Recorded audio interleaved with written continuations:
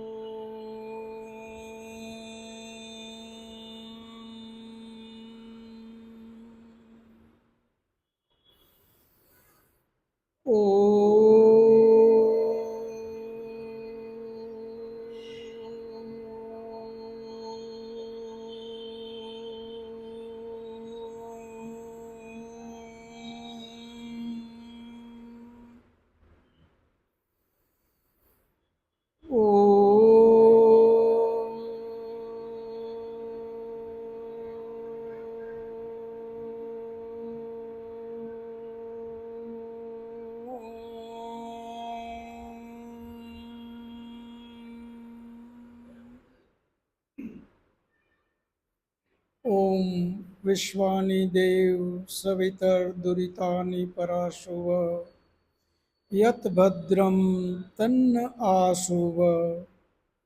હે પરમ કૃપાળુ પરમાત્મા, હે દયાળુ, તું એવી કૃપા કર મારી અંદર રહેલા દુર્ગુણ દુર્વ્યસન એ બધા જ મારાથી કોસો દૂર થઈ જાય અને જેનાથી મારું કલ્યાણ થાય, જેનાથી મારી આત્મિક ઉન્નતિ થાય એવા સદ્ગુણોથી તું મને ભરી દે. સૃષ્ટિ સંવત 1,96,53,127 વર્ષ, વિક્રમ સંવત 2083, ચૈત્ર વદ બારસ, દિનાંક 14/4/2026, મંગળવાર. વૈદિક મહાસભા દ્વારા વિઝન સ્કૂલમાં આ વેદ જ્ઞાન કક્ષાની 20મી કક્ષામાં આપ સૌ ભાઈઓ તથા બહેનોનું હાર્દિક સ્વાગત છે. આપણે 19 કક્ષા પૂર્ણ કરી, આજે 20મી કક્ષા છે. આજનો મુખ્ય વિષય આપણે સામાન્ય રીતે જે ગયા વખતે વિષય લીધો, જે સરળ જીવન જીવે, કોઈ જાતનું પાપ કરતા નથી,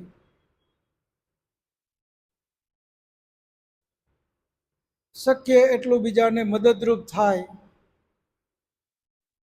એવા લોકોએ જ્ઞાન લેવાની શું જરૂર? એણે જ્ઞાન શું કામ લેવું જોઈએ? જે સરળ જીવન જ જીવે છે, પાપ કરતા નથી, બીજાને મદદરૂપ થાય છે, પોતાનામાં જે શક્તિ પડી છે બીજાને ઉપયોગી થાય છે, તો હવે એને જ્ઞાન લેવું ની શું જરૂર? જ્ઞાન લઈને જીવવાનું તો આ જ રીતે છે, સરળ જીવન જીવવાનું શીખવું છે, એના માટે જ જ્ઞાન જરૂરી છે. તો આપણો વેદનો ઋષિ, ઉપનિષદનો ઋષિ આપણને કહે છે કે માત્ર કેમ જીવન જીવવું એટલા જ પૂરતા જ્ઞાનની જરૂર નથી. જીવન જીવવા માટે પરમપિતા પરમાત્માને આજ્ઞા મુજબ જીવવું છે, તો ઈશ્વરે શું આજ્ઞા કરી? જો એ જ્ઞાન આપણને નહીં હોય તો આપણા સરળ જીવનનો કોઈ, બધા જ વિદ્વાનો ખોટા નથી, પરંતુ કહેવાતા ખોટા વિદ્વાનો એ આપણો દુરુપયોગ કરશે અને આપણને ગલત દિશામાં મોકલશે. એટલા માટે આપણે જ્ઞાન લેવું અતિ જરૂરી છે. જ્ઞાન વગર પરમાત્મા સુધી પહોંચી શકાય નહીં. સામાન્ય ઉદાહરણ તરીકે આપણે લઈએ તો આપણે કોઈ અલગ એવું સ્થળ છે જે ગામ છે ત્યાં જવાનું નક્કી કરીએ. હવે એના વિશે આપણે કોઈ જ્ઞાન જ નથી અને ઘરેથી ગાડી લઈને નીકળી પડ્યા. રસ્તામાં કોઈએ ને પૂછ્યું કે ભાઈ આ ગામ કઈ બાજુ, એણે રસ્તો બતાવ્યો અને આગળ બીજો એક કોઈ ભાઈ કીધું કે ભાઈ આ તમે જે ગામ ગોતો છો એ આવી ગયું. એટલે આપણે આપણી યાત્રાને સફળ ગણી અને ત્યાં આપણે ગાડી રોકી દેશું. આપણને ખ્યાલ નથી કે આપણે કે ગામ જવું છે, એ ગામ કઈ ટાઈપનું છે, એ ગામમાં કઈ વસ્તી છે, ગામમાં શું જોવાલાયક છે, ગામની અંદરમાં કેવા રસ્તા છે, એના વિશે આપણે કંઈ જ ખબર નથી. તો કોઈ પણ આપણને છેતરી શકે. આવું જ આપણે પરમાત્માની બાબતમાં બધા સાથે અત્યારે થાય છે. આપણે બધા જ નાનપણથી સમજણા થયા ત્યારથી મંદિરોમાં જાય છીએ, કથાઓમાં જાય છીએ, જ્યાં જ્યાં આધ્યાત્મનું જ્ઞાન મળે ત્યાં બધે જ જાય છે. અને છતાં આપણે એક યા બીજી રીતે બધે ભૂલ કરીએ છીએ અથવા તો છેતરાઈએ છીએ. આ આપણી સાથે ચાલુ છે. અને પરિણામે આજે આપણા આ મહાન દેશ જે પૂરા વિશ્વમાં આધ્યાત્મિક રીતે, બાહુબળમાં અને ધન વૈભવમાં ત્રણેય રીતે સર્વશ્રેષ્ઠ હતો, એ દેશ આજે ત્રણ રીતે પાછળ રહી ગયો. આધ્યાત્મમાં જ આપણે પાછળ રહ્યા એવું નથી, આપણે બાહુબળમાં પણ આજે પાછળ રહી ગયા. બાહુબળમાં જ પાછળ રહ્યા એવું નથી, આપણે ભૌતિક ધન વૈભવમાંય પાછળ રહી ગયા. ત્રણ રીતે આપણે પાછળ રહેવાનું જો કોઈ મુખ્ય કારણ હોય તો એ આપણે વેદ ભૂલ્યા, પરમાત્માને ભૂલ્યા, એને ઓળખવાના રસ્તા ભૂલ્યા અને પરિણામે આપણી આ અવદશા થઈ. એટલે આપણે બધાએ એક વાત મગજમાં બરાબર બેસાડવાની છે કે જ્ઞાન એના વગર કોઈ વિકલ્પ નથી. જે સમયમાં, જે યુગમાં આ દેશમાં ઘર ઘરમાં વેદ વંચાતો હતો, વ્યક્તિ વ્યક્તિ યજ્ઞ કરતો હતો, વ્યક્તિ વ્યક્તિ મંત્રો વિશે આપલે જ્ઞાનનું કરતો હતો, એ વખતે આપણો દેશ સર્વશ્રેષ્ઠ હતો. બાહુબળમાં શ્રેષ્ઠ હતો, ભૌતિક સુખ સુવિધા ધન વૈભવમાં સોનાની ચીડિયા કહેવાતો હતો અને આધ્યાત્મમાં શિખર ઉપર બેઠો હતો. આજે આપણે પરમાત્માને જાણવો શું કામ, એના ઉપર આપણે ચિંતન મનન કરવાનું છે. આપણો એક 6 દર્શન શાસ્ત્રોમાંનું એક દર્શન શાસ્ત્ર યોગ દર્શન, આપણા મહાન ઋષિ પતંજલિ ઋષિએ સમાજની વચ્ચે પણ યોગ દર્શન મને લાગે બધા કરતાં વધારે પ્રચલિત છે. અને બાબા રામદેવ આવ્યા પછી આપણા મહાન ઋષિ પતંજલિ ઋષિનું નામ પણ આપણે બધા સારી રીતે જાણીએ છીએ. એ મહાન પતંજલિ ઋષિએ યોગ દર્શનની રચના કરી. યોગ દર્શનનો મુખ્ય વિષય જ છે પરમાત્મા. પરમાત્માનો સાક્ષાત્કાર કેમ કરવો, પરમાત્માને કેમ મેળવવો, એનું જે કાંઈ પ્રેક્ટિકલ જ્ઞાન છે એ યોગ દર્શનમાં આપ્યું. અને એવા જ આપણા મહાન ઋષિ કપિલ ઋષિ, એમણે એક દર્શન શાસ્ત્રની રચના કરી, એનું નામ છે સાંખ્ય દર્શન. સાંખ્ય દર્શન જે છે એનો વિષય પણ પરમાત્મા જ છે. બ્રહ્મની પ્રાપ્તિ, સમાધિ સુધી કેમ પહોંચવું.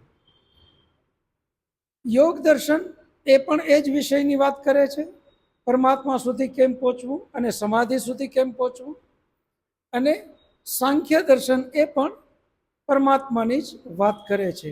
બંનેમાં ફરક માત્ર એટલો છે, યોગ દર્શન પ્રેક્ટિકલ કરાવે છે અને સાંખ્ય દર્શન થિયરી બતાવે છે.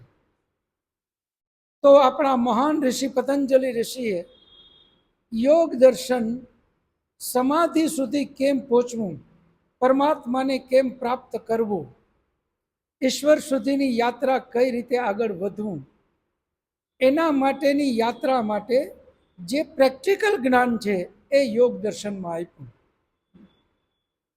હવે અહીંયા આ વિષયને હું એટલા માટે લઉં છું કે જો પરમાત્મા સુધી પહોંચવામાં જ્ઞાનની જરૂર ન હોત તો આપણા આ મહાન ઋષિ મુનિઓ આપણને આટલો લાંબા રસ્તા બતાવત નહીં, આટલી જ્ઞાનની વાતો કરત નહીં. તો એ સીધું કહી દેત કે ભાઈ સીધું સાદું સરળ જીવી લ્યો, પરમાત્મા સુધી પહોંચી જવાય. આપણા એક પણ ઋષિ મુનિએ આવી વાત કરી નથી. જેટલા મહાન ઋષિના નામ આપણે લઈએ એ બધા જ ઋષિ મુનિઓએ એક જ વાત કરી છે કે પરમાત્મા સુધી પહોંચવું હોય તો આટલા આટલા આ પગથિયાથી પાર કરીને જ પહોંચી શકાય. હવે આપણા ઋષિ મુનિઓએ એમ કીધું છે કે ઈશ્વરનો સાક્ષાત્કાર સમાધિ સુધી પહોંચવા માટે, ધ્યાન લગાવવા માટે આટલા પગથિયા કરવા જ પડે. હવે એની વાત આપણે ભૂલી ગયા અને અત્યારે કહેવાતા ટીવીમાં અનેક આવે છે, 2 કલાકમાં સમાધિ, 4 કલાકમાં ધ્યાન, 5 કલાકમાં સાક્ષાત્કાર, 1 વીકમાં સાક્ષાત્કાર. જો આ કોઈ પગથિયા ખરેખર હોત તો આપણા ઋષિમુનિ આપણને આટલા બધા લાંબા વિષય ઉપર લઈ ન જાત. આ જ્ઞાન નથી એટલે આપણે એવું માની બેઠા કે આ જે ટીવીમાં જે ભાઈ વાત કરે છે એમણે, અને પાછા આપણને એના બધા જાદુગરની જેમ પડચાઈ બતાવે, આમ કરી અને કંઈક એના હાથમાંથી આપણને આપે કે આ જોવો સમાધિની સિદ્ધિ, આ સમાધિની પ્રાપ્તિ. આપણે જ્ઞાન નથી એટલે આપણે ત્યાં ફસાઈ ગયા. એટલા માટે આપણો ઋષિમુનિ કહે છે કે જ્ઞાને ને મુક્તિ, જ્ઞાન વગર મુક્તિ શક્ય નથી. તો આપણા મહાન ઋષિ પતંજલિ ઋષિ એણે સમાધિ સુધી પહોંચવા માટે આપણે બધા જ જાણીએ છીએ અષ્ટાંગ યોગ આપ્યો. અષ્ટ અંગ શબ્દ સહેલો છે. યોગ સમાધિ સુધી પહોંચવા માટે એણે 8 અંગ યાની પગથિયા બતાવ્યા.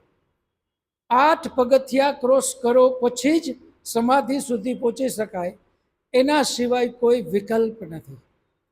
અને એ મહાન ઋષિ પતંજલિ યોગ દર્શનની રચના કરે અને આપણા મહાન ઋષિ વ્યાસજી એણે યોગ દર્શન વાંચ્યું. એ એટલા બધા ભાવ વિભોર થયા કે વાહ, આવા મહાન ઋષિ વ્યાસજી જેણે બ્રહ્મસૂત્ર નામનું દર્શન શાસ્ત્ર લખ્યું, પરમાત્મા વિશેનું બધું જ એમણે બ્રહ્મસૂત્રમાં લખ્યું, જે પરમાત્માને બરાબર જાણે છે. એવા ઋષિ એમ કહે કે આના સિવાય કોઈ વિકલ્પ નથી. અને એટલી હદ સુધી કે એમને એમ લાગ્યું કે હવે સમાધિ સુધી પહોંચવા માટે કોઈ બીજા શાસ્ત્રની જરૂર નથી. એ ધારત તો પોતે પણ એક શાસ્ત્ર બનાવત, એટલા મહાન વિદ્વાન હતા વ્યાસજી. પરંતુ એમણે આ યોગ દર્શન વાંચ્યું, એમને લાગ્યું કે નહીં, આના સિવાય કોઈ વિકલ્પ જ નથી. એટલે એમણે એ યોગ દર્શન જે આપણા મહાન ઋષિ પતંજલિએ જે રચના કરી એને સમજાવવા માટે સંસ્કૃતમાં જ સરળ ભાષામાં એનું ભાષ્ય લખ્યું અને એનું નામ છે વ્યાસ ભાષ્ય. તો વ્યાસજી જેવા મહાન ઋષિ એ પતંજલિ ઋષિના યોગ દર્શનમાં સહી કરે કે આ જ અંતિમ પરિણામ છે. એ પતંજલિ ઋષિ આપણને રસ્તો બતાવે કે પરમાત્મા સુધી પહોંચવું હોય તો 8 પગથિયા પાર કરો પછી જ પહોંચાય. એ 8 પગથિયા હું બોલું પછી તમે બોલજો. પહેલું પગથિયું છે યમ, નિયમ, આસન, પ્રાણાયામ, પ્રત્યાહાર, ધારણા, ધ્યાન અને સમાધિ. આ 8 પગથિયા એમણે બતાવ્યા. પહેલું યમ, બીજો નિયમ. હવે આ 2 પગથિયા જે છે, યમ અને નિયમ, એમાંનું પહેલું પગથિયું સમજી લ્યો કે યમ. એ યમ જે છે એના પાછા 5 પગથિયા એણે આપ્યા. પહેલું યમ, એના પાછા 5 પગથિયા. હવે એ 5 પગથિયા, એમાં હું બોલું પછી તમે બોલો. અહિંસા, સત્ય, અસ્તેય, બ્રહ્મચર્ય, અપરિગ્રહ. હવે આ પહેલું પગથિયું યમનું, એના પાછા 5 પગથિયા. એમાં પહેલું જ પગથિયું છે સત્ય. હવે વિચાર કરો કે જેના જીવનમાં અસત્ય આવે જ નહીં, માત્ર સત્ય, એ સમાધિ સુધી પહોંચી શકે. હવે આપણે લોકો જ્યાં અટકાઈ જઈએ છીએ, સામાન્ય કંઈક પ્રક્રિયા કરે ને આપણે એમ માનીએ કે ના ના, તો આના જેવી તો વિભૂતિ કોઈ નહીં. હવે એ શું કામ અટકાઈએ છીએ? કારણ કે આપણને આ પગથિયાઓની ખબર જ નથી. આ એકેય પગથિયા વિશે આપણે ચિંતન મનન નથી. એટલા માટે આપણે આ ફસાઈ જઈએ. પહેલું યમ, યમના 5 પગથિયા. બીજું નિયમ, એના પાછા 5 પગથિયા. પહેલું જે યમ છે એ છે સામાજિક આપણું જીવન, એના માટેના 5 પગથિયા.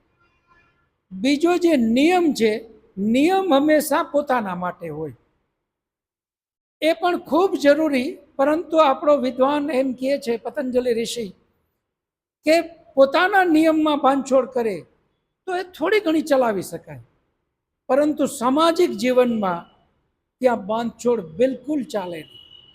એટલે પહેલું જ પગથિયું યમનું આપ્યું, અને એમાં પહેલું જ પગથિયું સત્ય, અહિંસા. પહેલું જ પગથિયું અહિંસા. અહિંસા જે પહેલું પગથિયું છે, કે જ્યાં હિંસા કરી જ ન શકે.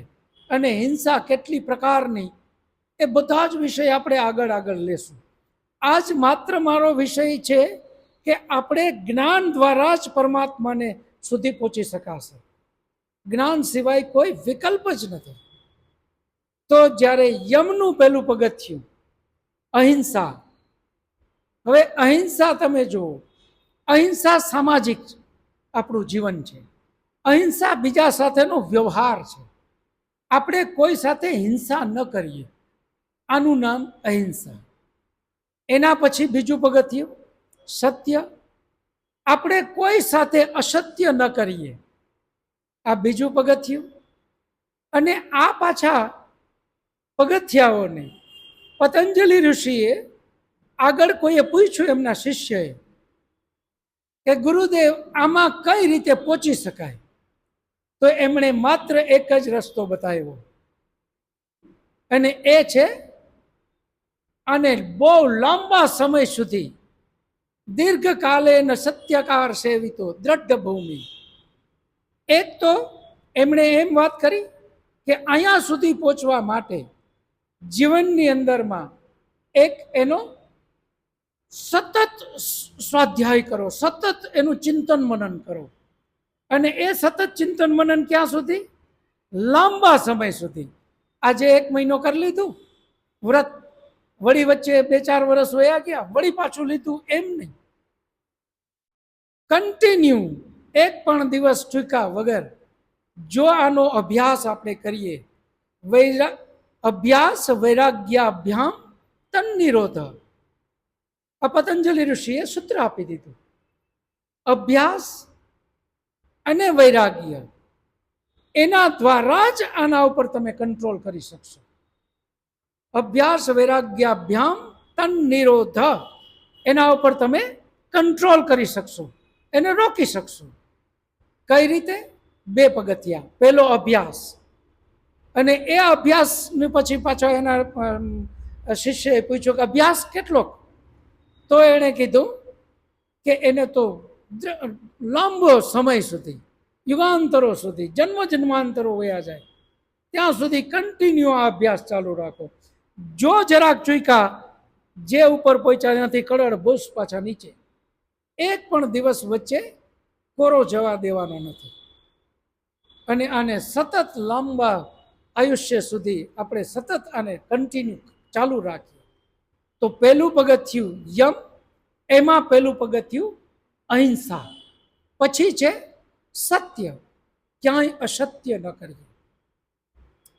તમે જો સામાન્ય જેના જીવનમાં ખાલી આ બે પગથિયા જ આવી જાય, પહેલું અહિંસા, ક્યાંય કોઈને કોઈ ઉપર અત્યાચાર કરવા ના જાય, જીવ માત્ર ઉપર દયા, અને બીજું ક્યાંય અસત્ય જ ન કરે, જીવનમાં અસત્ય આચરણમાં જ ના આવવા દે.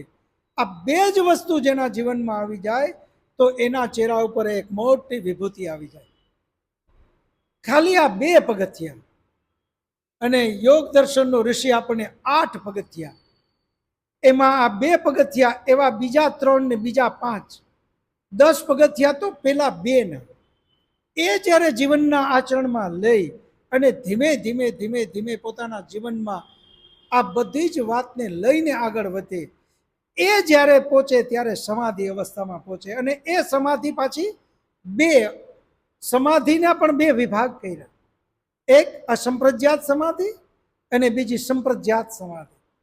આ બધું જ જ્ઞાન આપણને ખૂબ જરૂરી છે. જ્ઞાન વગર કોઈ દિવસ આપણે આગળ વધી નહીં શકીએ.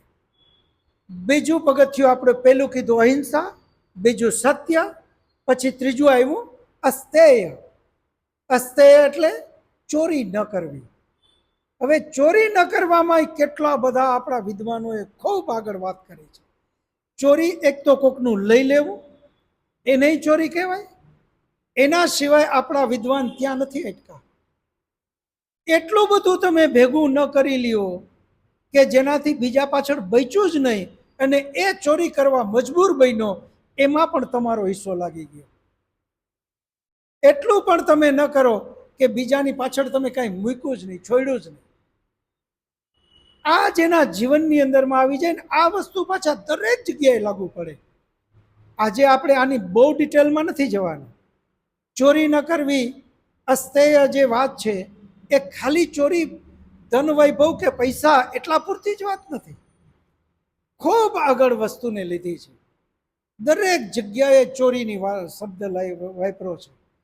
જ્યાં પણ હું કંઈ વિચારું છું, કોઈનું અહિત કરવાની આવી ત્યાં પણ ચોરી લાગી ગઈ. કોઈ તરફ મારી ખરાબ દ્રષ્ટિ ગઈ ત્યાં પણ ચોરીની વાત લાગી ગઈ. ચોરીને આપણા ઋષિમુનિઓએ બહુ વ્યાપક શબ્દ વાપર્યો છે. અસ્તેય, આ ત્રીજું પગથિયું. હવે જેના જીવનમાં અસ્તેય એટલે બિલકુલ ચોરી જ ન કરે ક્યાંય પણ, હવે એની જીવન તો તમે જુઓ કેટલું બધું એનું જીવનની કક્ષાઓ આગળ આગળ વધતી જાય. અને પછી આવે ચોથું પગથિયું બ્રહ્મચર્ય, જ્યાં જીવનની અંદરમાં કોઈના વિશે ખરાબ વિચારે જ નહીં. બ્રહ્મચર્ય, બ્રહ્મમ ચરતી ઇતિ બ્રહ્મચર્ય. સંપૂર્ણ પરમાત્મામય બની ગયો, જ્યાં એને કોઈનું લેવાની અપેક્ષા જ નથી. આપો આપો આપો આપો, બીજી વાત જ નહીં. આ છે બ્રહ્મચર્ય. અને છેલ્લે આવે છે અપરિગ્રહ, જે હમણાં આપણે વાત કરી પહેલા પગથિયા, બીજા પગથિયામાં, ત્રીજા પગથિયામાં. એટલું બધું ભેગું કરી લીધું. પરિગ્રહ, પરિગ્રહ એટલે ભેગું કરી લેવું કે બીજાના હાથમાં જ ના આવે. આપણો વેદ આપણને સ્વાર્થી નથી બનાવતો. જેની પાસે જે કેપેસિટી છે, જેની પાસે જ્ઞાન છે જ્ઞાન આપે, જેની પાસે ધન વૈભવ છે ધન વૈભવ આપે, જેની પાસે દાણા એ પણ ધન વૈભવમાં જ છે, જેની પાસે એવી કેપેસિટી છે એ આપે, જેની પાસે શરીરની શક્તિ છે એ શરીરથી સેવા કરે, જ્યાં જ્યાં છે ત્યાં આપે. બીજાને ઉપકાર કરો, ઉપકાર કરો. અપરિગ્રહ, દેવા સિવાય લેવાની ક્યાંય વાત જ ન આવે. આ છે 5 પગથિયા પહેલા યમના. હવે આ જેના જીવનમાં પહેલા 5 પગથિયા આચરણમાં આવે,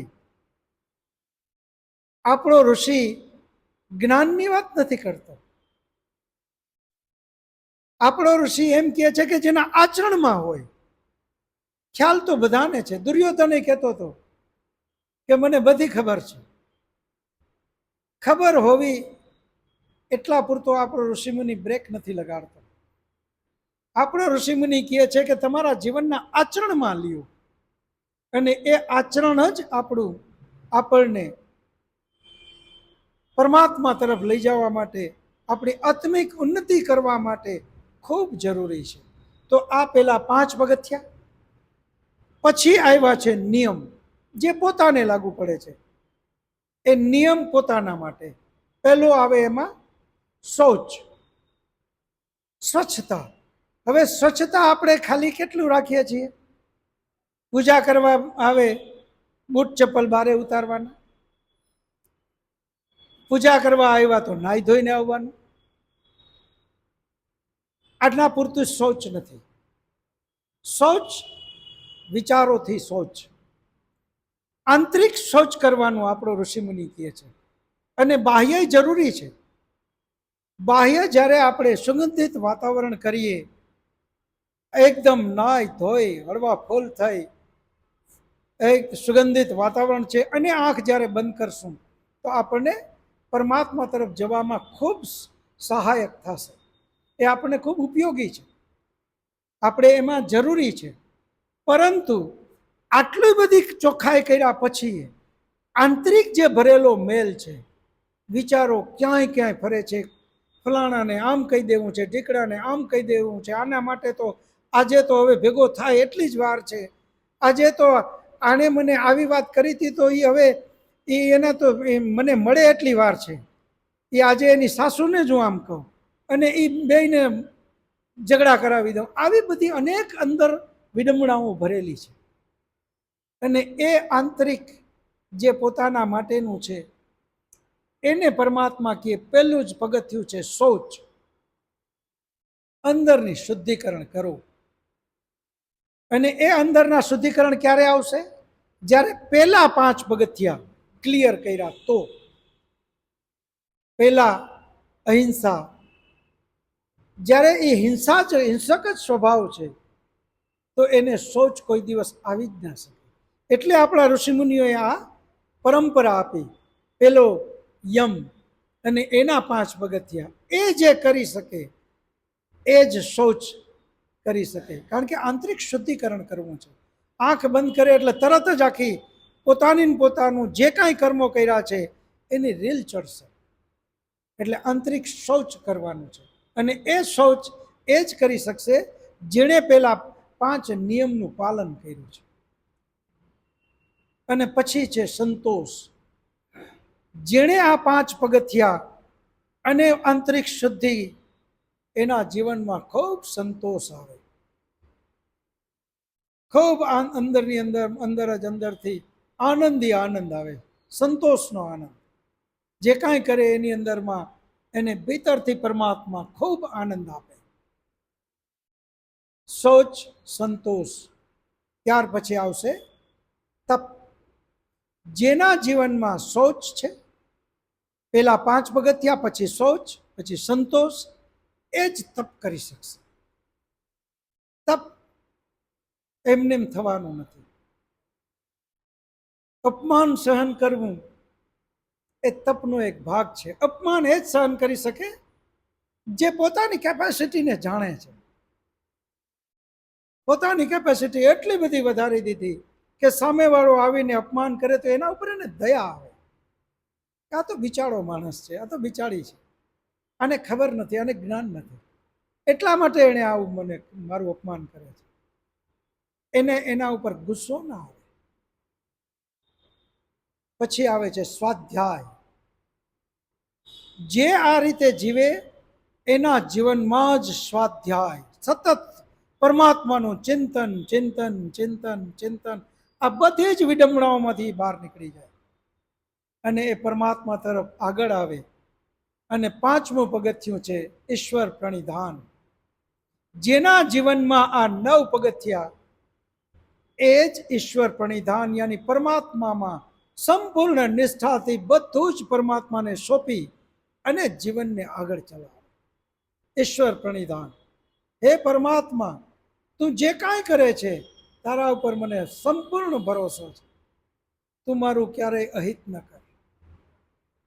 જેને પરમાત્મા તરફ એટલો બધો વિશ્વાસ છે, ભરોસો છે, એ બધું જ પરમાત્માને સોંપી જે કાંઈ દુઃખ આવે એને પણ હસ્તે મુખે લીએ. ઈશ્વર પ્રણિધાન. હે પરમાત્મા, તું તો ન્યાયકારી છે. તે જે આ દુઃખ આપ્યું એ મારા કર્મનું ફળ જ હોઈ શકે. હસતા હસતા સ્વીકારે. આ જે પગથિયા ક્રોસ કરતા જાય એ આ 10 પગથિયા કર્યા પછી હવે આસનની વાત આવે. વિચાર તો કરો કે આ કેટલા બધા કઠિન પગથિયાઓ છે અને આપણે લોકો ફસાઈ ક્યાં જાય છે. સામાન્ય એક જાદુગર તો બિચારો એમ કહે છે કે હું જાદુ કરું છું, આ બધી મારી ટેકનિક છે. એ જ માણસ જો માતાજીના નામે કે ભગવાનના નામે અગર આપણને કાંઈક ચમત્કાર બતાવે એટલે આપણે સીધા દંડવત કરી દઈએ, કારણ કે આપણને ખબર નથી, આપણે જાણતા જ નથી કે આ આટલું સહેલું નથી. જે પરમપિતા પરમાત્મા પૂરા બ્રહ્માંડનો રચયિતા, આ બ્રહ્માંડની સાઈઝ કેવડી, એનો બનાવનારો એ પરમાત્મા, એ સામાન્ય વાત નથી. એને મેળવવો આપણે બધા જ સામાન્ય વિચાર કરો. થોડું ઘણું કમાવવું હશે તો થોડીક મહેનત, વધારે કમાવવું હશે તો વધારે મહેનત. ડિગ્રીમાં આવું જ છે. સામાન્ય પટાવાળો બનવું છે તો એવી પરીક્ષાઓ પાસ કરો, પણ જો એમાં ક્લાર્ક થવું છે તો એનાથી વધારે પરીક્ષાઓ, જો એમાં એનાથી મોટો ઓફિસર થવું છે તો એનાથી મોટી પરીક્ષા. એમ ઉપર ઉપર વધતા જ જાઓ. પરીક્ષાઓ ખૂબ અઘરી અઘરી આવતી જાય. વિચાર તો કરો, પરમાત્માએ સાક્ષાત્કાર જ્યારે આપણે ઈશ્વરનો કરી લઈએ ત્યારે એણે 36,000 વખત આ સૃષ્ટિ બને અને 36,000 વખત આ સૃષ્ટિનો પ્રલય થાય એટલું મોટું લાંબુ આયુષ્ય મોક્ષનું આપ્યું. કેવડું મોટું લાંબુ આયુષ્ય મોક્ષ. 36,000 વખત આ સૃષ્ટિ બને અને એનો પ્રલય થાય, આવડું લાંબુ આયુષ્ય મોક્ષનું હોય તો એ મોક્ષ સામાન્ય રીતે મળી જાય તો બધા જ લઈ લઈએ. આ પૃથ્વી ઉપર કોઈ મનુષ્ય જ ન રહે, હાલો બધા મોક્ષમાં. પૃથ્વી મનુષ્ય વગરની ખાલી થઈ જાય. આટલું સહેલું નથી. એટલે આપણા વિદ્વાનોએ આ પગથિયા બતાવ્યા કે હે મનુષ્યો, પરમાત્માએ તમને વિશિષ્ટ વિવેક બુદ્ધિ આપી છે. આના દ્વારા તમે એટલો વિચાર કરો કે જો પરમાત્મા 36,000 વખત સૃષ્ટિ બને ને પ્રલય થાય એટલો મોક્ષનો સમય આપતો હોય તો ત્યાં પહોંચવું આટલું સહેલું ન હોય. આ તો સામાન્ય પરીક્ષાઓમાં જો આટલી મહેનત કરવી પડતી હોય તો આ તો મનુષ્ય જીવનનું અંતિમ લક્ષ્ય, ઊંચામાં ઊંચો લક્ષ્ય. એના માટે જન્માંતરો આપણા વયા જાય એવું લક્ષ્ય એ શું સામાન્ય વ્યક્તિને મળી જાય, જેને ધર્મ વિશે કાંઈ ખબર નથી. પ્રશ્ન પૂછીએ તો બસ એમ કહે કે આ હું કહું છું એટલે માની લ્યો, સિવાય આગળ કોઈ વાત નહીં. આવા લોકોમાં આપણે અટકી ન જઈએ, નહીતર આપણું જીવન ત્યાં બ્રેક લાગી જશે અને આપણું જીવન ત્યાંથી જે ઉન્નતિ તરફ જવું જોઈએ ત્યાં નહીં પહોંચીએ. એટલે ત્રીજું પગથિયું આસન. હવે તમે જ્યારે આસન લગાડીને બેસો, જેના આ 2 પગથિયા યાની પેટા 10 પગથિયા બરાબર એ જ આસન લગાડી શકે. એટલે આસન લગાડે સામાન્ય રીતે એક પગે કોઈ ઊભો રહીએ 6 મહિના, પગે લાગવાની લાઈન લાગે. સામાન્ય એમ કહે કે ભાઈ 6 મહિના મેં ઉપવાસ કરી લીધા, પગે લાગવા વાળાની લાઈન લાગે. એ વખતે વિચારો તો ખરા કે એના આગળના 10 પગથિયા એના જીવનમાં છે. પછી આસનની વાત આવે છે. આ 10 પગથિયા જેના જીવનમાં આવે એ આસન લગાડી શકે, અને જેના જીવનમાં આસન લગાડે એ પછી પ્રાણાયામ કરે. એના શ્વાસ ઉપર પણ એનો કંટ્રોલ હોય. આયામ એટલે કંટ્રોલ.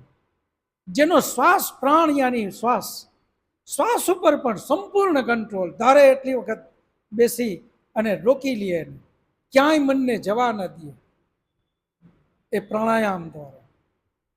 અને જે પ્રાણાયામ કરે એ જ પ્રત્યાહાર કરી શકે. પ્રત્યાહાર આપણે કાચબાને લઈને માત્ર બાહ્ય ઇન્દ્રિયો માટે નહીં, પ્રત્યાહાર આંતરિક માટે પણ એટલો જ. પછી એનો સંપૂર્ણ કંટ્રોલ પ્રત્યાહાર ઉપર. ક્યાંય પણ જાય છે લાઈન કંટ્રોલ કરીને એના ઉપર એ સવાર થઈ જાય, મનને ક્યાંય ચલિત થવા ના દે.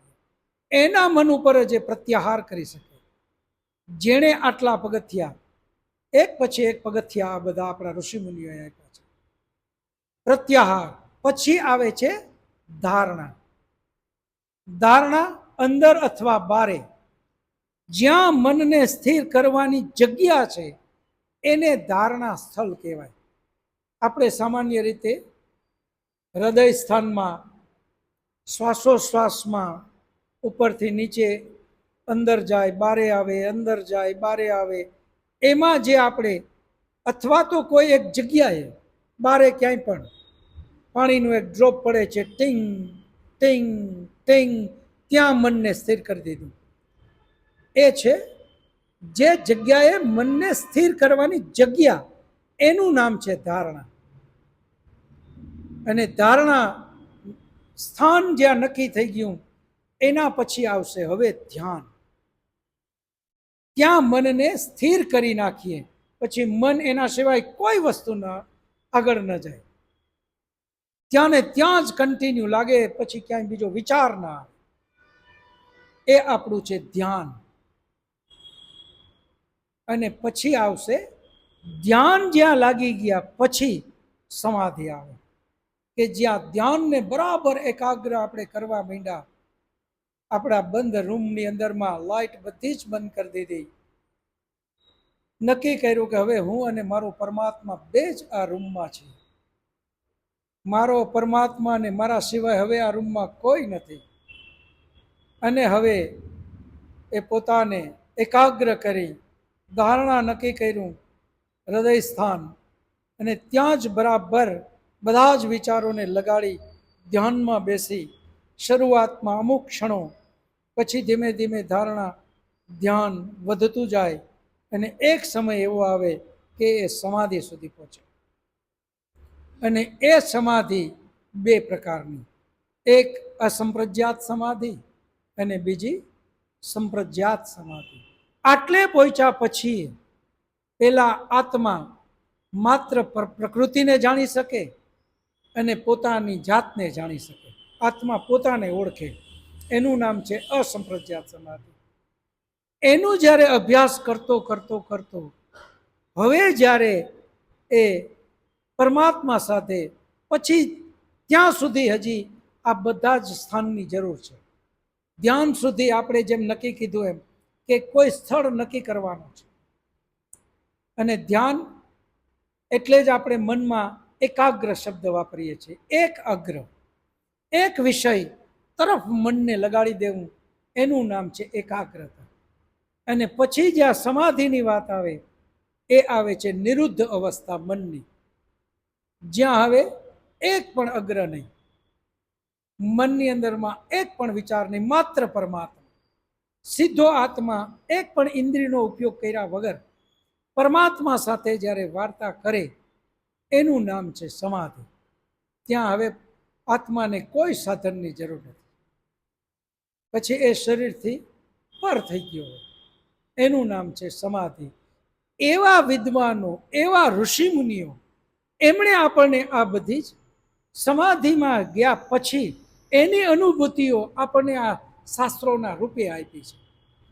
આપણે બધા એ શાસ્ત્રોનું અધ્યયન કરીએ. આપણા એક પણ ઋષિમુનિ, જેટલા તમે વિદ્વાનોને કોઈ પણ આવીને એમ કે હું તમને આટલી વારમાં આમ કરાવી દઉં, એની પાસે પ્રમાણ માંગીએ આપણે કે એક ઋષિમુનિનું પ્રમાણ તો આપો. યાજ્ઞવલ્ક, વશિષ્ઠ, પતંજલિ, કપિલ, કણાદ, ગૌતમ, જૈમિની, વ્યાસ, કોઈ પણ ઋષિમુનિને કોકનું તો નામ આપો. કે એમણે એમ કીધું હોય કે ભાઈ આ રીતે શક્ય છે? જો એવું શક્ય હોત તો એ આટલું બધું કરત શું કામ? આપણે પુરાણોની અંદરમાં, ઉપનિષદોની અંદરમાં વાર્તાના રૂપે પણ આ સમજાવે છે કે એક શિષ્ય એમના ગુરુ પાસે જઈ અને એમ કહે છે કે મારે બ્રહ્મ વિશે જાણવું છે. એટલે ગુરુ એને એમ કહે છે કે 12 વર્ષ તું પ્રતીક્ષા કરાય મારી સાથે રહી, 12 વર્ષ પછી આપીશ. આ કદાચ બન્યું હોય કે ન બન્યું હોય, પરંતુ આપણે ઋષિમુનિ એમ કહેવા માંગે છે કે આ સહેલું નથી. 12 વર્ષ એમણે રહ્યા પછી એને કીધું કે હવે તમે કીધું હતું કે 12 વર્ષ હું તમારી સાથે રહું, મેં 12 વર્ષ પૂરા કર્યા, હવે શું? તો કે બીજા 12 વર્ષ પાછો અરજી કર. એમ કરીને 4 વખત 48 વર્ષ સુધી એને એમ કે હજી રહે. પછી કીધું કે હા હવે તું લાયક થયો છે લેવા માટે. આ વાર્તાના રૂપે આપણે સમજાવે છે કે આ રસ્તો. અને નરસિંહ મહેતા આપણને એકદમ સરળ ભાષામાં કહે છે કે આ કાયરનું કામ નથી, આ તો પરમાત્માને મેળવવા માટેની યાત્રા છે. આ સામાન્ય માણસ ન કરી શકે. આ તો દોધારી તલવાર ઉપર જેને ચાલવાની પણ ઈચ્છા છે, મન મક્કમ છે, અને જે નીકળી પડે છે એ લોકો જ આ કરી શકે. એટલે આપણે બધા, આજનો આપણો મેઇન વિષય આ છે. તમને આ વાત કરીને હું એ કહેવા માંગુ છું કે જ્ઞાન વગર આપણે લોકો હતાશ ન થઈએ. આપણે એમ ન સમજીએ કે યાર અહીંયા આવીને આપણે રોજે રોજ આ બધું લેવાની શું જરૂર છે, આના સિવાય કોઈ વિકલ્પ નથી. આ આપણો ઋષિ કહે છે, આ આપણો ઉપનિષદ કહે છે, એટલે આપણે આ બધું જ જ્ઞાન લઈએ છીએ. 35 વર્ષ ઉપરાંતનો સમય થયો છે સતત વિદ્વાનો પાસે જઈ જ્ઞાન લેવું, જ્ઞાન લેવું, જ્ઞાન લેવું. અને હજી આ યાત્રા આમ નામ એમ થાય કે અંત સમય સુધી આ યાત્રા ચાલતી રહીએ. આવતે વખતે ફરી પાછી આ યાત્રાને જોઈન્ટ કરશું અને ફરી આગળ વધશું. નક્કી એટલું કર્યું છે કે જેટલા જન્મો લેવા પડે પરમાત્મા એટલી કૃપા કરજે કે તારા તરફ આગળ આગળ આગળ યાત્રામાં અમે આગળ વધીએ. અમે આમાં ક્યાંય હતાશ થઈ અને રિવર્સ ગેરમાં ન વયા જઈએ. એટલે આપણે તમારી પાસે પણ આજે મેં આ વાત એટલા માટે કરી કે આ ખૂબ જરૂરી છે. હવે અરવિંદભાઈ તમે પ્રશ્ન માટે રેડી થઈ જાઓ. કોઈને કાંઈ પ્રશ્ન હોય તો કરો.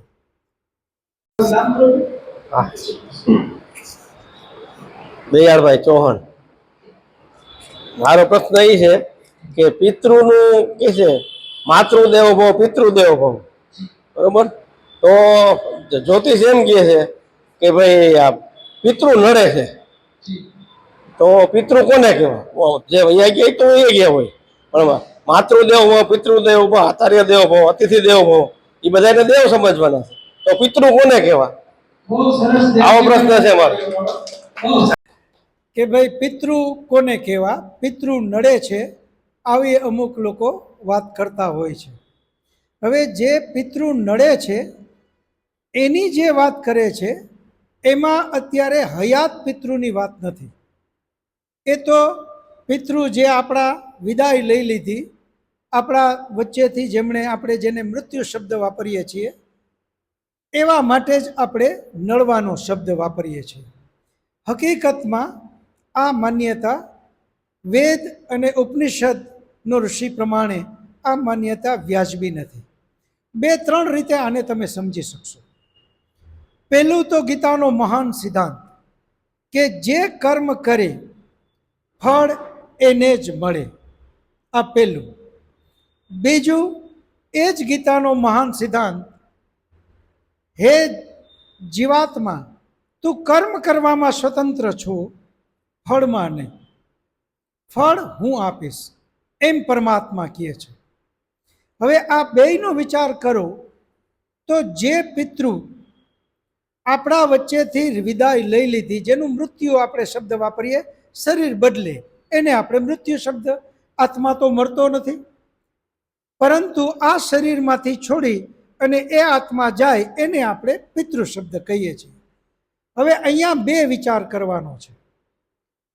પહેલું તો એની પાછળ એણે જે કર્મ કર્યું એ પ્રમાણે આપણે, ગીતાનો પણ મહાન શ્લોક કહે છે કે તે જે કર્મ કર્યું તને એ પ્રમાણે ફળ હું આપીશ. તો હવે ફળ લેવા માટે એ સ્વતંત્ર નથી, એને પરમાત્મા ફળ આપશે. જો એણે ખૂબ સારા કર્મ કર્યા તો એનો બીજો જન્મ સારા મનુષ્ય જન્મમાં અને ખૂબ સારી જગ્યાએ આપશે. જો એણે ખરાબ કર્મ કર્યા તો એણે મનુષ્ય સિવાયની બાકી ઇતર યોનિમાં એને મોકલશે, જ્યાં એણે દંડ ભોગવવાનો છે. જો મૃત્યુ પછી એ આત્મા, યાની શરીર છોડ્યા પછી એ આત્મા પોતાની રીતે ક્યાંય ભટકી શકતો હોય તો એ આત્મા ગમે ત્યાં જઈ શકતો હોય, એને બધી ખબર જ પડતી હોય કે મારું ઘર કયું, મારે કોના શરીરમાં જઈને એને ધૂણાવવો, આ બધી એને ખબર પડતી હોય તો એ આત્મા કોઈ સારું ઘર ગોતી અને ત્યાં જન્મ ન લઈ લે કે જ્યાં ખૂબ જ પૈસો, એસો આરામ બધું જ છે, તો એવી જગ્યાએ વયો જાય. પરંતુ એની જ રીતે એ સ્વતંત્ર નથી. એક વખત આ શરીર છોડવાનો સમય આવે ત્યારે એ આત્મા શરીર વગર પોતાની રીતે કાંઈ કરી શકતો નથી, એટલે શરીર છોડી પણ નથી શકતો. પરમાત્મા જ એને લઈ અને એના કર્મનો હિસાબ કિતાબ જોઈ અને એને બીજી જગ્યાએ મોકલે છે. એટલે એના માટે એવું વિચારવું કે હવે એની પાછળ આપણે કાંઈક કરીએ તો ત્યાંય આપણો નિયમ પાછો ખોટો પડે. એમાં પણ એવું છે કે જે કર્મ કરે ફળ એને જ મળે. તો આ શરીર છોડીને એ વયા ગયા, હવે એની પાછળ પિતૃ કાર્ય કરે છે કોણ? એનો પોતરો કે દીકરો કે જે કોઈ છે એ કર્મ કરવામાં એ હાજર નથી. આપણે કરવાનું શું છે કે કર્મ કરીને ફળ પાછું કેને દેવાનું છે? એ વયા ગયા એને. તો એ હાજર જ નથી તો ફળ એને મળી શકે નહીં. ઘડીભર માની લ્યો કે એને ફળ મળે છે, તો હવે આપણે આપણું જ વિચારીએ. આપણે ક્યાંકથી મરીને જ આવ્યા છીએ ને, તો હવે આપણી પાછળ કોઈક કંઈક કરતા હશે તો એ આપણને મળવું જોઈએ. અત્યારે અચાનક જ પેટમાં ખીર આવી જવી જોઈએ કે આજે તો ભાઈ કંઈ ખાતું નથી ને ખીરના ઓટકાર આવે, બહુ આજે કોકે આપણે માટે કર્યું લાગે છે કાંઈક. અચાનક જ આપણે આ બધી વસ્તુઓનું પાણી તરસ ન લાગી હોય અને લાગે કે આપણે જાણે તો પાણી તો આ દડા જેવું પેટ થઈ ગયું, કાં તો કે કોકે પાણી પાયું, એ નક્કી છે. આવું આપણામાં કંઈ થતું, આપણી પાછળ કોઈ કરે છે એ આપણને નથી મળતું તો આપણે કાંઈ કરીએ એ કોઈને મળે નહીં. આ અંધશ્રદ્ધા છે. પરમાત્માનો આવો નિયમ છે નહીં. જો એનો નિયમ પરમાત્માનો જ હોય તો પરમાત્મા બધાનો એક જ છે. મુસલમાનમાં જ એ નિયમ લાગુ પડવો જોઈએ, પાણી રેડવા એ લોકોએ જવા જોઈએ, પિતૃતર્પણ એ લોકોએ કરતા હોવા જોઈએ, નહીતર તો એના વડીલો બધા ભટકે. પરંતુ એ લોકો એવું કરતા નથી, ક્રિશ્ચન એવું કરતા નથી, યહૂદી એવું કરતા નથી, પારસી એવું કરતા નથી. કરે છે શું? જે પરમાત્માનો નિયમ છે એ બધાને લાગુ પડે. જે કર્મ કરે એને એવું ફળ મળે. એ મુસલમાન નહીં લાગુ પડે, હિન્દુ નહીં લાગુ પડે, ક્રિશ્ચન નહીં પડે, પારસી નહીં પડે, તો એ નિયમ ઈશ્વરનો છે, એને આપણે માનવાનું છે. એટલે જ આપણો ઋષિમુનિ કહે છે. આપણે લોકો અત્યારે આ જ વિષય ઉપર અધ્યયન કરીએ છીએ. આપણે આવું માની શું કામ લીધું કે એનો આત્મા ભટકે એટલા માટે આવું કરવું જોઈએ? એક ખોટા વ્યક્તિએ આ વાત આપણા વચ્ચે મૂકી, એને પૈસા કઢાવવા છે આપણા પાસેથી, એટલે એ વિધિ વિધાન કરાવી અને રૂપિયા આપણી પાસેથી લઈએ. આપણે માની શું કામે લીધું એ વાતને? કારણ કે આપણે આ જ્ઞાન નથી. જો જ્ઞાન હોય તો આપણે એને કહી દઈએ કે ભાઈ મને આવી કોઈ વસ્તુ નડતી નથી અને મને આવું કાંઈ વાંધો જ નથી, મારા પિતૃની મેં ખૂબ સેવા કરી છે, એ મને ત્યાં જ્યાં હશે ત્યાંથી આશીર્વાદ આપશે. હકીકત તો આ માનવાની પાછળ બીજી આ કારણ છે, કારણ કે આપણે એને જીવતા બિલકુલ સેવા કરી નથી. એનો બહિષ્કાર કર્યો છે, એને એનાથી વિપરીત કામ કર્યા છે. એટલે હવે અંદર આપણે ડરે છે કે હા, એ નડવા જોઈએ આપણને, કારણ કે જીવતા આપણે રાખ્યા નથી. એટલે આપણે અંદર બીક છે કે હવે મર્યા પછી આપણો વારો લે. જીવતા તો કંઈ ન કરી શક્યા, મર્યા પછી તો હવે એ આપણને પ્રોગ્રામ કરશે. એટલે પણ આપણે આ નડે છે. આ બધું અજ્ઞાનને હિસાબે જ થાય છે. જે જ્ઞાની છે એ પોતાના માતા પિતાને કોઈ દિવસ દુઃખી પણ નહીં કરે, કારણ કે એના જીવનને એને ખબર છે કે મારે મારું જીવન કેમ જીવવું, મારે મારા જીવનની અંદરમાં મારે કેમ મારા વડીલો સાથે વર્તન કરવું, આ બધી જ એમને ખબર છે. અને પરિણામે એ પાપના રસ્તે નહીં જાય.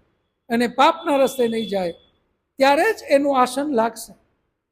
એના જીવનમાં આ બધા જ યમ, નિયમ, આસન, પ્રાણાયામ, પ્રત્યાહાર, ધારણા, ધ્યાન, આ બધું જ એ પચાવેલો છે.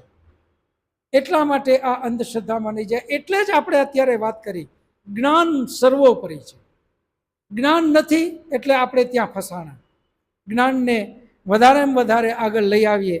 હવે કોઈનો પ્રશ્ન હોય? આજનો પ્રશ્ન એક છે જાણવાનો ને દુઃખ સાથેનો છે કે આજના બનાવથી એક જાણવા મળ્યું કે પદયાત્રિકો જ્યારે માતાજીના દર્શન અર્થે જાય છે ઘણા દૂર દૂર, એમાં સગાવાલો પણ ઘણા ભેગા થતા 100 જણા ભેગા થાય છે.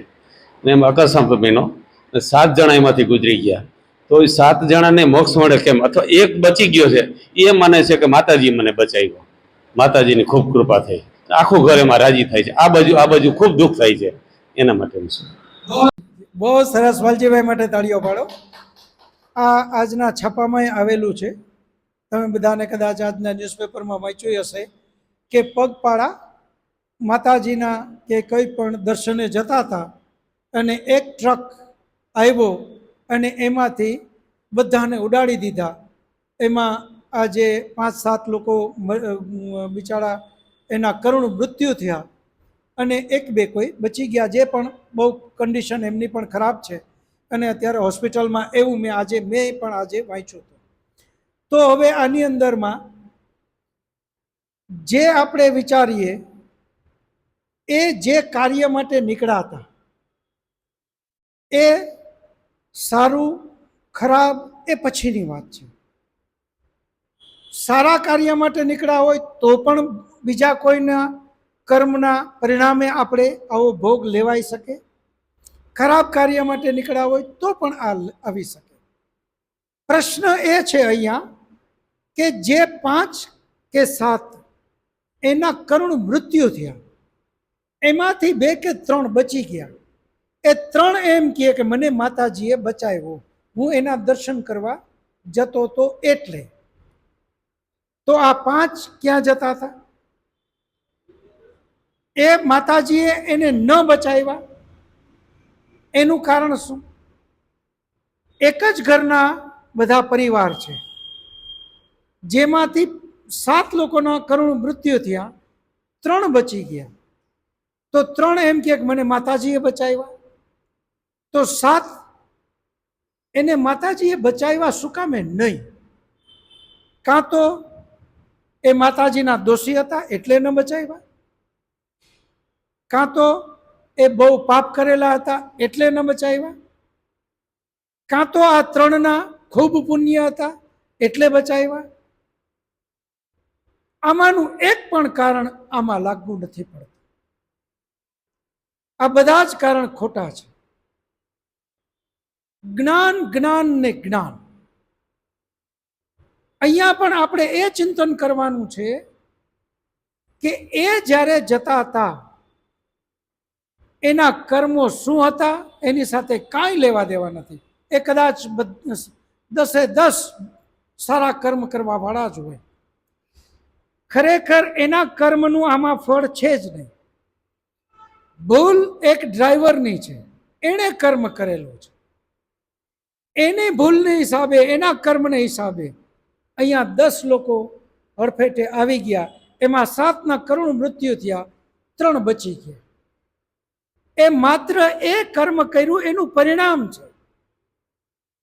એમાં કોઈ એમ વિચારે કે આ મારા કર્મને હિસાબે આ ફળ છે, એના કર્મની સાથે આને કાંઈ લેવા દેવા નથી. અને એ અજ્ઞાનતાના હિસાબે જ આ બધી વસ્તુઓ આપણે કરીએ છીએ. એમાં કોઈ યુવાન હશે, હજી મેરેજ નથી થયા, દીકરીઓ કે દીકરી, હવે એ યુવાનનો જીવ વયો ગયો કમોતે, એટલે આપણે બધા શું કરીએ છીએ? એની પાછળ વિધિ વિધાન, લીલ પૈણાવવા, આ તે, આ બધું જ અજ્ઞાનતાના હિસાબે છે. જરૂર છે માત્ર જ્ઞાનની. જ્ઞાન જ્યારે આપણી અંદરમાં આવશે કે આ તો એના કોઈના કર્મનું પરિણામ છે, આની સાથે કાંઈ લેવા નથી, જેવા એ મૃત્યુ થયા, પરમાત્માએ એ આત્માઓને એના કર્મ પ્રમાણે બીજી સારી જગ્યાએ જન્મ આપી જ દીધો છે. હવે એની પાછળ ન લીલ પૈણાવવાની વાત આવે, ન આવી કોઈ હમણાં જ પિતૃતર્પણની વાત આવી, દયાળજીભાઈએ વાત કરી, આ સેમ વસ્તુ જ આમાં લાગુ પડે છે. એટલા જ માટે આપણે સતત જ્ઞાન વધારતા જઈએ, જ્ઞાન વધારતા જઈએ, અને જ્ઞાન વધારીને એટલા મક્કમ બનીએ કે આપણે જે કાંઈ જ્ઞાન લીધું એ પ્રમાણે આચરણમાં લઈએ. સમાજ શું કહેશે એમાં ન જાય. આપણે મોટા ભાગનો આ મુશ્કેલી છે કે આમ નહીં કરીએ તો સમાજ શું કહેશે? મારા બાપુજી વયા ગયા, હવે હું એની પાછળ ક્રિયા ને આ બધું નહીં કરું તો સમાજ મને શું કહેશે? કારણ કે બાપા પાછળ કાંઈ ન કર્યું. સમાજને છોડો, મારે સમાજને નથી બતાવવું, મારે સ્વયં પરમાત્માને બતાવવું છે કે હે પરમાત્મા, તે મને વિશિષ્ટ વિવેક બુદ્ધિ દીધી છે, તે મને આ બધું જ્ઞાન દીધું છે, તે આપેલા જ્ઞાન મુજબ જ હું જીવન જીવીશ. અને એમ કરીને જે આગળ વધે તો જ જીવનમાં ખૂબ આગળ વધાય. એક પ્રશ્ન મંગે રૂક્ષ્મણીબેન છે. મારો પ્રશ્ન છે કે આપણે આ વેદમાં જાણ્યું હતું કે પરમાત્મા છે કંઈ જાદુ કરતો નથી, તો આપણે 5 પાંડવો છે અને છઠ્ઠો કર્ણ છે. તો કર્ણ છે એ કુંતીને કાનમાં મેલમાંથી જે થાય છે, સૂર્યપુત્ર કહેવાય છે. તો શ્રી કૃષ્ણ ભગવાનને પણ જન્મ લેવા એના માના ગર્ભનું જગ્યા લેવી પડી હતી. તો કર્ણનો એવી રીતના સૂર્યપુત્ર કહેવાય છે, તો એનો જન્મ કઈ રીતના, જાદુથી કે આશીર્વાદથી કે કઈ રીતના થયો? બહુ સરસ. રૂક્ષ્મણીબેન માટે તાળીઓ પાડો. કર્ણનો જન્મ કઈ રીતે થયો? તો કોઈ કહે છે કે મંત્ર દ્વારા, કોઈ એમ કહે છે કે આમ થયો. હકીકતની અંદરમાં એ જ મહાભારતનો એક કિસ્સો તમને યાદ અપાવું.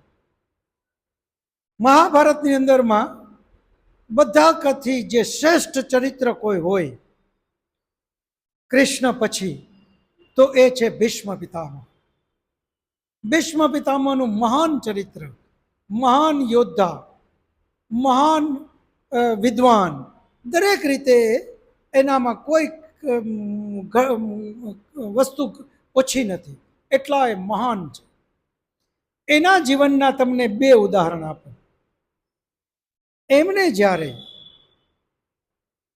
પાંડવ અને કૌરવનું મૃત્યુ થયું પછી એના માતા જે મત્સ્યગંધા, એ એમને બોલાવે છે અને એને કહે છે ભીષ્મ પિતાને કે હવે ભીષ્મ, આ રાજમાં કોઈ પુરુષ જ રહ્યું નથી, તો આ રાજને પુત્ર આપવો એ તારી જવાબદારી છે. ત્યારે ભીષ્મ પિતામહ એમના માતાને શું જવાબ આપે છે? હે માં, મેં આ જીવન બ્રહ્મચર્યનું વ્રત લીધું છે અને મેં મારા પિતાની સામે આ વ્રત લીધેલું છે. હું આ જીવન બ્રહ્મચર્યનું વ્રત તોડીશ નહીં. આ પહેલું ઉદાહરણ. બીજું ઉદાહરણ, પછી એ જ ભીષ્મ પિતામહ ગાંધારીને આશીર્વાદ આપે છે, સત્યપુત્રી પુત્ર ભવ, 100 દીકરાની તું માં બન. જો આશીર્વાદ અને મંત્રોથી જ બાળકો થતા હોત તો એણે પહેલી વખત એની માને એમ કહેવાની જરૂર નહોતી કે હું આ જીવન બ્રહ્મચર્યનું મારું વ્રત છે. અને ત્યાં એણે 100 દીકરાની આશીર્વાદ દીધો, કારણ કે એ પતિ પત્ની બંને સાથે છે. નિયમ વિરુદ્ધ કોઈ વસ્તુ શક્ય જ નથી. પરંતુ હા, જ્યારે બહેનો બેઠા છે અને આવા કથાકારો જેને કથા કરવાની એટલી બધી પેલી છે નહીં, તો એ મંત્ર શબ્દ વાપરી દે છે. મંત્રથી જો આવી બધી વસ્તુ હોત તો આવા મહાન ચરિત્ર ભીષ્મ, એણે આ વ્રતની વાત કરવાની જરૂર નહોતી. એક. નંબર 2, જ્યારે આ કુંતી માતા પણ વિચારે છે કે હું કુંવારી માં બની છું, તો આ બાળકનું હવે હું કઈ રીતે કરીશ, જે અત્યારે સામાન્ય પ્રશ્ન છે, એ જમાનામાં પણ એ જ હતો. હા, ફરક એટલો છે કે રાજઘરાનાની એક ચરિત્ર હતું, એટલે વધારે મુસીબત થાય, એટલે એમણે એ બાળકને પાણીની અંદરમાં મૂકી દીધું, જે આજે આ સમાજની વચ્ચે આવે છે. ફક્ત વિચાર એ કરવાનો છે કે એ મહાન ચરિત્ર કુંતી, એમનું સંતાન એટલે એ પણ મહાન બન્યું. તમે જુઓ, અને એ મહાન પણ એટલા માટે બન્યું કે માત્ર એનું બાળક જ છે એટલે જ નહીં. એ શિષ્ય કોના? તો મહાન ઋષિ પરશુરામ, જે ભીષ્મ જેના શિષ્ય, ભીષ્મ પણ પરશુરામના શિષ્ય અને કર્ણ પણ પરશુરામના શિષ્ય. આવા મહાન ચરિત્રના એ શિષ્ય હતા, એટલે મહાન ચરિત્ર બન્યા. તો અહીંયા પણ આપણે જ્ઞાનનો જ વિચાર કરવાનો છે. જેમ જેમ આપણું જ્ઞાનનું લેવલ વધશે, એટલે તરત આપણે એમ થશે કે આ મંત્રોની આ બધી વાતો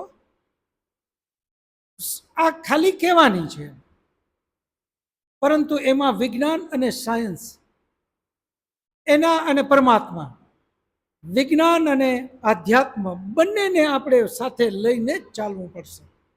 એના વગર વિકલ્પ જ નથી. સ્વયં પરમાત્મા એ જ્યારે રચના કરે છે તો મંત્રોથી નથી કરતો રચના. એણે જો આપણી સૃષ્ટિની રચના મંત્રો દ્વારા કરી નાખી હોત તો પણ એણે પણ સત્વ, રજ અને તમ લઈ અને આ જે કાંઈ આપણું પંચમહાભૂતમાંથી શરીર બન્યું, એ જ શરીર એણે એમાં બનાવવું પડ્યું, જેમાં આજનો વૈજ્ઞાનિક ટેસ્ટ ટ્યુબ બેબી કહેવાય. એ ટેસ્ટ ટ્યુબ બેબીમાં જે શરીર બને છે, સેમ પરમાત્માએ પહેલાં કર્યું, એના સિવાય કોઈ વિકલ્પ જ નથી.